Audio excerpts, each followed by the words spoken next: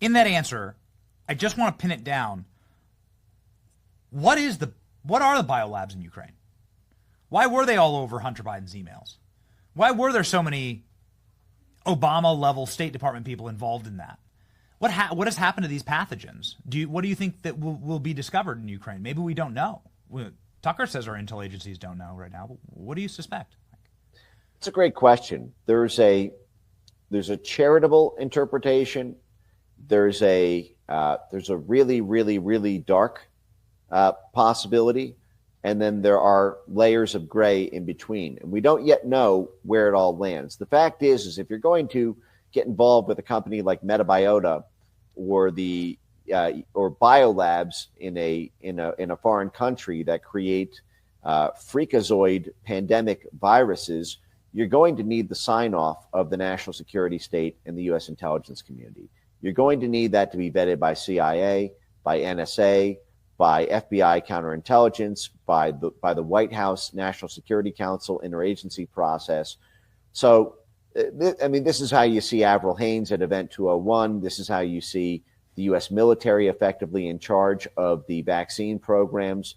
When DARPA funds the creation of these viruses, this is what happened. Many believe with COVID-19, there was a major DARPA program in 2018 that funded the creation of these cleavage sites, these furin cleavage sites with the SARS-CoV-2 virus that then was incubated in the Rocky Mountain lab that Tony Fauci was running in 2018, made its way to the UNC EcoHealth folks. USAID obviously funded $15 million to the Wuhan lab. That same Rocky Mountain laboratory in Montana that the DARPA grant went to create what many believe is effectively the recipe for COVID-19.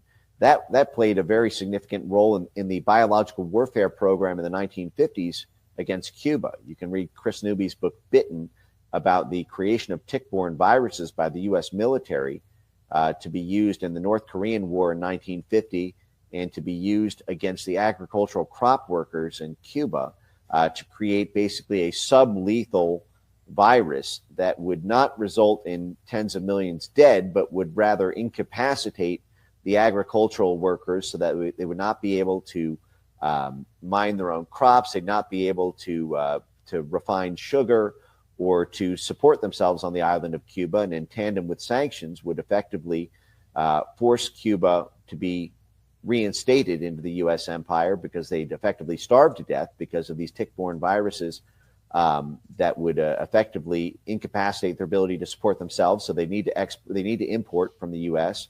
And with the U.S. refusing imports, this would effectively complete the strategy there. And that book meticulously documents the use of the Rocky Mountain labs for collecting ticks and fleas and other insects, creating gain-of-function research. Many believe these are the origins of Lyme disease, which is its own topic. But the fact is the benign case for it is these Ukrainian biolabs exist for the same reason that USAID funds the Wuhan lab and funds labs in Canada and in other countries to do gain-of-function research where they create freak mutant superviruses. They jump them from animal to human so that we can advance the state of biomedical research to create vaccines in case something like this ever develops naturally in the wild through a wet market, or in case a foreign country develops bioweapons, we'll already have the vaccine for it. This is the sort of like the nuclear weapon defense. Why did we do so much nuclear weapons testing even after we bombed Hiroshima and Nagasaki? That we needed bigger and bigger, hydrogen bombs and atom bombs and neutron bombs because Russia was developing nuclear bombs. And so we needed even bigger nuclear bombs than they needed. Of course, that set off the nuclear arms race and effectively defined several decades of U.S. history. But that ended when there was the sort of nuclear treaties that everyone agreed to put down. But the fact is basically every country is signatory to these bioweapons treaties as well. And what it looks like here is in the name of, so the charitable case is we're doing this in Ukraine and China and Canada because we can't do it here in the U.S. It would be too dangerous, or we have laws and regulations and contravention of doing that. Of course, Ukraine is a lawless zone. We just saw the struggle for control over the legal system and the prosecutors in Ukraine in that John Kerry clip. So the charitable cases, we're doing it so that we can make vaccines there. Of course, you see Pfizer and the biosecurity world all over the Ukraine map.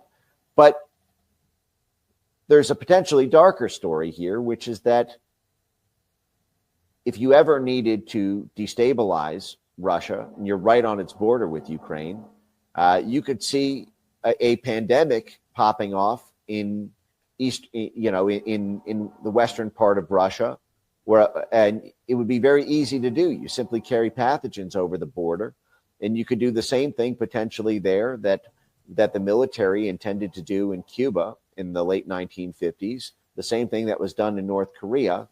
And there's a strange habit of these outbreaks breaking out in conflict zones. The Pentagon talked about this in the 1990s when everyone can read Thomas Barnett's Pentagon's New Map.